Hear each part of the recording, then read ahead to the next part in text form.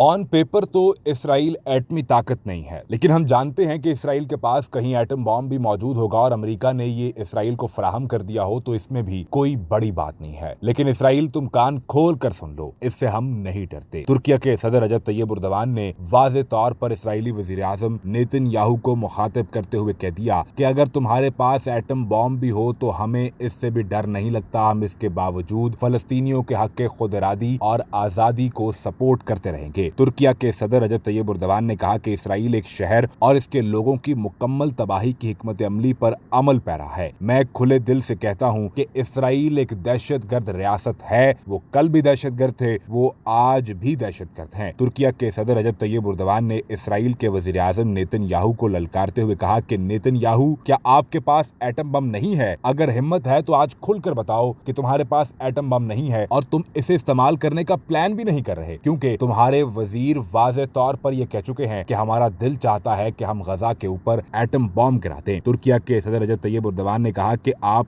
इसकी वजाहत नहीं कर सकते, लेकिन हम जानते हैं कि इसराइल के पास ये एटम बम मौजूद है। आप जितने चाहें एटम बम अपने पास इकट्ठे कर लें। रजब तैयब उर्दवान ने कहा कि आपके पास कुछ भी हो, आप खत्म हो चुके हैं। अब आपका इंजाम करीब है और इत्मीनान रखिए, हम ये इंजाम करने की मुकम्मल तैयारी किए हुए हैं। आपको शदीद तरीन रद्दअमल का सामना करना पड़ेगा। याद रहे कि नेतन्याहू की काबीना के हेल्थ मिनिस्टर ने एक इंटरव्यू के दौरान ये कहा था कि गजा के अंदर जिस तरीके से इसराइल बमबारी कर रहा है, जब उनसे सवाल पूछा गया तो आगे से जनाब ने अपना समूह बनाकर कहा कि मैं तो अपनी हुकूमत और इसराइली डिफेंस फोर्सेस से ये कहूंगा कि आप गजा के ऊपर एटम बम गिराएं ताकि ये मामला एक ही दफा में खत्म हो जाए। यानी ये वो प्लान था जिसकी तैयारी की जा रही थी। और जब जैसे ये बयान मीडिया पर सामने आया तो नेतन्याहू ने अच्छा बनने के लिए फौरी तौर पर इस वजीर को आइंदा किसी भी काबीना मीटिंग में आने से रोक दिया, इनके दाखिले पर पाबंदी लगा दी। लेकिन किसी ने ये सवाल नहीं पूछा कि इसराइल अगर एटम बम गिराना भी चाहे तो वो एटम बम आएगा कहां से? यानी या तो आप अमेरिका से वो एटम बम लेंगे या फिर आप अपना एटम बम तैयार कर चुके हैं, जिसका भांडा आज तुर्की के सदर रजब तैयब उर्दवान ने बीच चौराहे फोड़ दिया है।